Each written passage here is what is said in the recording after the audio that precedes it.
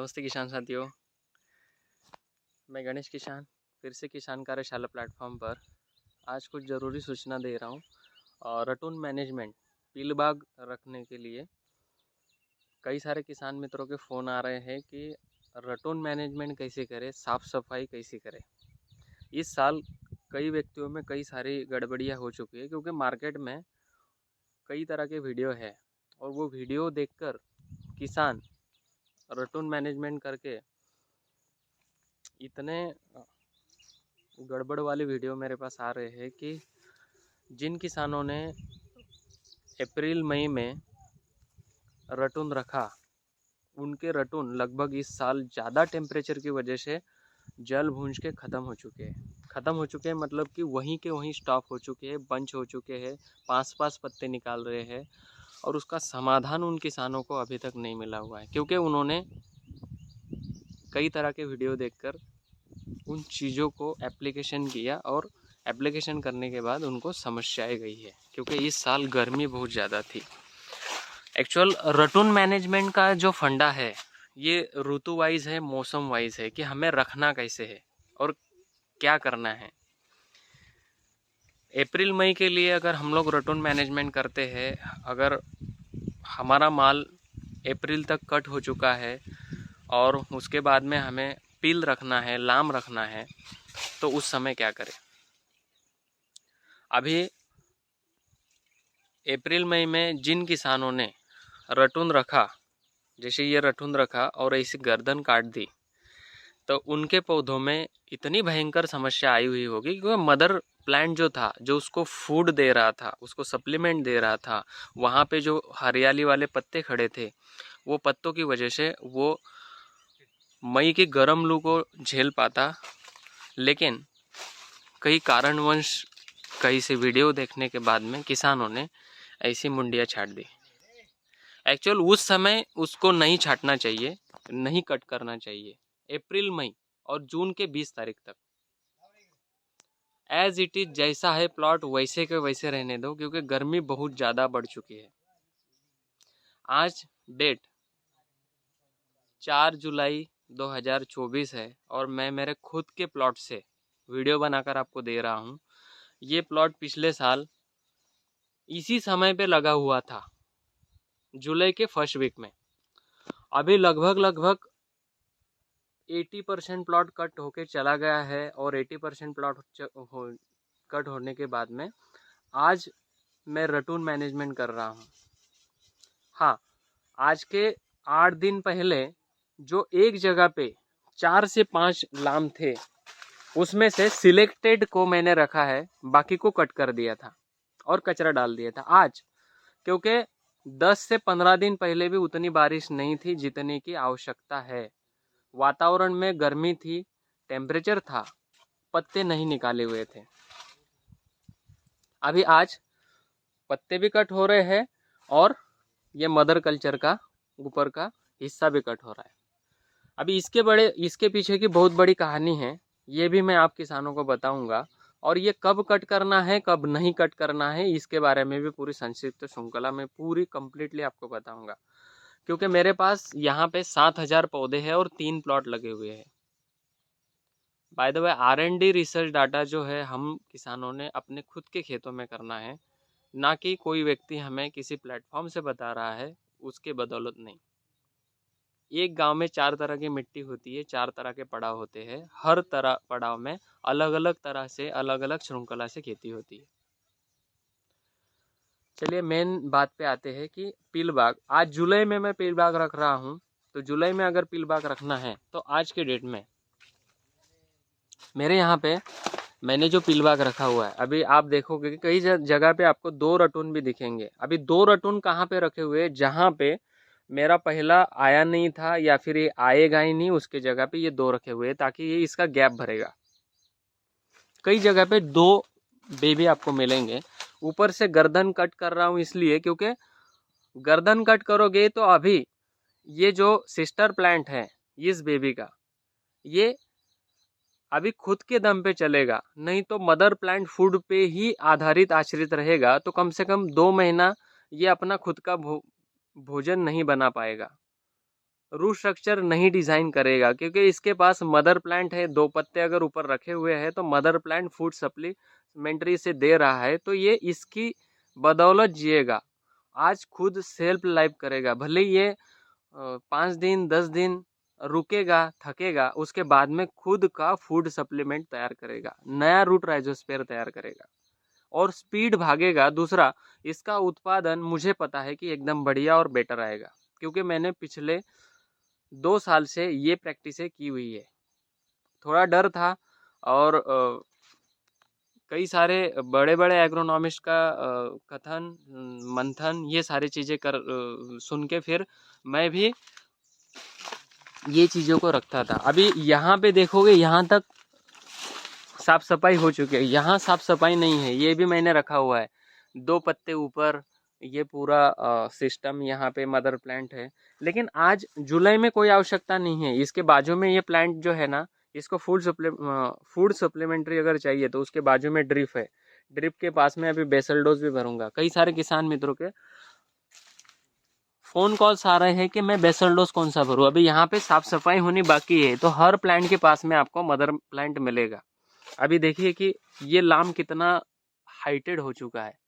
अभी इसकी गर्दन उड़ाने की आवश्यकता नहीं है, इसके ऊपर पत्ता है। अभी ये गर्दन जो है, मैंने बोला हुआ है कि उड़ा दो, क्योंकि अभी भी मदर प्लांट इसको कुछ ना कुछ फूड सप्लीमेंट्री दे रही है। अभी आवश्यकता नहीं है। अभी जैसे ही ये साफ सफाई हो जाएगी, साफ सफाई होने के बाद में मेरा बेसल डोज रहेगा। कई सारे किसान मित्रों के फ़ोन कॉल्स आ रहे हैं कि भैया हम लोग फूड सप्लीमेंट्री कैसे करें, रटून मैनेजमेंट में हम लोग क्या बेसल डोज दें। तो सब लोग बेसल डोज समझ लीजिए कि क्या देना है। 1000 पौधों के लिए आपको पील बाग के लिए आपके पास में 10-26-26 अगर मिलता है तो फर्स्ट प्राइमरी अवस्था में 10-26-26 एक बैग 50 किलो की, 2 single super phosphate SSP, 30 kilo potash, उसके बाद में नीम की खली एक 40 किलो वाली, दानेदार माइक्रोन्यूटन आता है जो बोल्ड होता है वो 5 किलो, और मैग्नीशियम सल्फेट 10 किलो। अभी ये पूरा टोटल मिला के जितना केजी हो रहा है उसके 3 गुना गोबर खाद लेना है पका हुआ। अभी गोबर खाद पका हुआ कौन सा लेना है, जैसे हर किसान के यहाँ पे आज के डेट में अगर मैं बोलता हूँ कि भैया आपको गोबर खाद में मिक्स करके देना है, तो किसान बोलता है यार मुझे तो मेरे पास तो गोबर खाद है ही नहीं। हर किसान ने अपने खेत में अगर जो भी रासायनिक खाद आप दे रहे हो उसको 3 गुना बढ़ाकर देना है या उसकी स्ट्रेन को बढ़ाकर देना है, तो हर किसान के खेत में गोबर खाद की जो ढेरिया है वो वहाँ पे पड़ी हुई होनी चाहिए। जैसे मेरे पास में है, ये 2 साल पका हुआ गोबर खाद है, आप देख लोगे तो ये ऐसी ढेरी, जैसे कल भी बारिश हुई है लेकिन ये आज भी मैं इसको रासायनिक के साथ में मिक्स करके दे सकता हूँ, क्योंकि ये प्योर ऑर्गेनिक कार्बन तैयार हो गया है। और इसको जब मिक्स करके दूंगा तो ये बेसल डोज जाएगा, और ये बेसल डोज आपको रटून में देना है। दूसरा, पूरा क्लीन चिट करना है, पौधे के जड़ों के पास में पूरा क्लीन होना चाहिए, और बेबी को कट करना है। ये जो बेबी है इसको कट करना है। अभी कट करने के बाद में इसके ऊपर एक जैविक का स्प्रे होगा। जैविक मतलब जैविक फंगीसाइड, जैविक इंसेक्टिसाइड, और सूत्रकृमि की बहुत सारी शिकायतें आ रही है केले में। नीचे नेमेटोड आ रहा है, गांठें बन रही है, पौधा अच्छी हेल्दी अवस्था में ऊपर से पत्ता पीला कर देता है। पत्ता पीला करने के बाद में पूरा नीचे डिस्ट्रॉय हो जाता है, मतलब ख़त्म की तरफ चला जाता है। तो इसके ऊपर मेरा खुद का जो प्रोडक्ट आया हुआ है किसान कोरोलरी किसान का, जो भू प्रहरी है वो कल्चर, इसके ऊपर पूरा मशीन पंप से ये पत्तों के ऊपर पूरे नीचे तने के पास ये पूरा इसका डंप स्प्रे हो जाएगा। स्प्रे होने के साथ साथ ये ड्रिप एप्लीकेशन भी हो जाएगा, और फिर बेसल डोज हम लोग इसमें दे देंगे। जो आपको बोला हुआ है वो बेसल डोज जिस दिन बनाऊंगा उस दिन आपको पूरी वीडियो भी दूंगा कि भट्टी खाद कैसे बनाते हैं। भट्टी खाद का जो प्रारूप है, जो रूप है, ये कहाँ से आया हुआ है, किसने बनाया है, इसके पीछे के राज क्या है, वो सारी चीज़ें आपको एक आने वाली श्रृंखला में वीडियो के माध्यम से मैं बताऊंगा। दूसरा, हर फट्टी में मैंने कचरा करके रखा हुआ है। ड्रिप वाला खाली है, ड्रिप के बाजू में जो आता है इस साइड से, मेरा सिंगल ड्रिप है, इस साइड से पूरा कचरा है, उस साइड से पूरा ड्रिप बिछा हुआ है। अभी एक में कचरा, एक में खाली, अभी ड्रिप उठाकर कर देंगे। सब जगह पे कचरा मल्चिंग रहेगी, तो कचरा मल्चिंग जब रहेगी तो आपको रूट राइजोस्फीयर काफ़ी अच्छा मात्रा में देखने के लिए मिलेगा। अभी इससे पहले मैंने इसमें जड़ों के लिए क्या दिया था, केला गुरु पाउडर जो होता है वो 1000 पौधों के लिए 300 ग्राम लिया था, और उसमें 200 ग्राम कार्बनडिज़म मैनकोजेब और 300 ml अल्कोहल, ये चीज़ों को मिक्स करके मैंने ड्रिप एप्लीकेशन करवा दिया था। अभी ड्रिप एप्लीकेशन करने के बाद में आपको रूट राइजोस्फीयर में दिखा देता हूँ कि पौधों के पास में रूट कैसी आई हुई है। ये देख सकते हो कि कचरे के नीचे रूट राइजोस्फीयर कैसे आता है। ये पूरे पौधे का भोजन अपटेक करने वाला पूरा रूट राइजोस्फीयर है। ठीक है, ये कचरे के नीचे का कमाल है, हर जगह पे दिखेगा। केला गुरु किट जब आप प्रयोग करते हो तो ये काफ़ी मात्रा में बढ़िया तरीके से काम करता है। ये देखिए रूट, अभी इसको भोजन देने की उतनी आवश्यकता ही नहीं है, इतना प्यार से खड़ा है। इसको 2-4 स्प्रे दूंगा, 1 महीने बाद जब वीडियो बनाकर भेजूंगा मैं आपको, तो खुद आप इस प्लॉट को पहचान नहीं पाओगे। दूसरी बात, इतना कचरा होने के बाद भी किसान इस समय बारिश के दिनों में इतने पच में खड़ा नहीं रह पाता है, मच्छर बहुत काटते हैं। यहाँ मेन बात है कि मच्छर नहीं काट रहा है, क्योंकि इससे पहले यहाँ पर एक जैविक का स्प्रे हो चुका है और कंटिन्यूसली जैविक का स्प्रे होता रहेगा। ये थोड़ा सा सिस्टम दिखाना था कि रटोन मैनेजमेंट कैसे करते हैं, और रटोन मैनेजमेंट करने के साथ साथ उसमें बेसल डोज कैसे क्या देते हैं, ये आपको थोड़ा सा श्रृंखला दिखाना था, बताना था। अभी कई जगह पे आपको मेरे यहाँ पे 2 बेबी दिखेंगे। अभी 2 बेबी दिखने के पीछे का भी एक रीज़न है कि शुरुआती चरण में जैसे 7000 पौधों में पहली कटिंग जिसकी आई है समझना, पहली कटिंग जैसे पहले 200 लूंगर कटे, उसके बाद में 400 कटे, उसके बाद में 500 कटे, उसके बाद में 600 कटे, तो उसके ऊपर मेरा टैगिंग था। जिसमें पहली कटिंग आई, सबसे पहला बेबी जिसका कटा या बंच जिसका कटा, सॉरी, उसमें 2 बेबी रखे हुए हैं। क्यों? क्योंकि उसके पास वाले बेबी जो थे, जिसमें सबसे पहले फ्लावर कट होगा, उसका बेबी पट से भागता है, तो वो कंटिन्यूसली भागता ही रहेगा। अगर मान लीजिए कि मोटा मोटी मेरा पहला कटिंग 10 अप्रैल को हुआ था और लास्ट वाला कटिंग जून के 20-25 को भी चल रहा है, मतलब कि 2 से 2.5 महीना चल रहा है, ये गड़बड़ है। लेकिन ये कंद लगाया हुआ है पिछले साल, पानी की कमी की वजह से जर्मिनेशन रेशो उतना नहीं रहा, गर्मी बहुत ज़्यादा आई, ठंडी ज़्यादा आई, तो ये चलता रहा, ठीक है।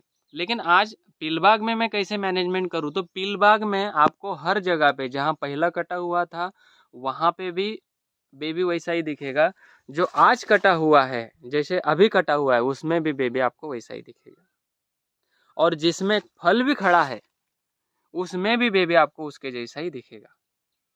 आप देख सकते हो तीनों एक साथ में है, और आप समझ भी सकते हो।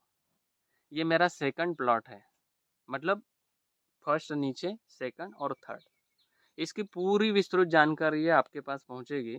आप लोग प्लॉट भी देखने के लिए आ सकते हो। इस साल रेट कम होने की वजह से समस्याएं तो आई है, लेकिन वेट कम नहीं हुआ है। वेट काफ़ी अच्छा आया है, 23 kg के लगभग रास आई हुई है। जितना भी माल कटा उतना जो गिर गया उसका पूरा ख़त्म है, गर्मी की वजह से पिचक गया। लेकिन रटून में मुझे लगता है कि मैं 25 से 30 के बीच में रहूँगा, इतना मेरा ये है, और वो भी एक बेसल डोज के ऊपर और 2-3 ड्रिप एप्लीकेशन के ऊपर, बाकी सारा जैविक का स्प्रे रहेगा। ओके, थैंक यू भारत, नमस्ते किसान, जय हिंद, जय भारत।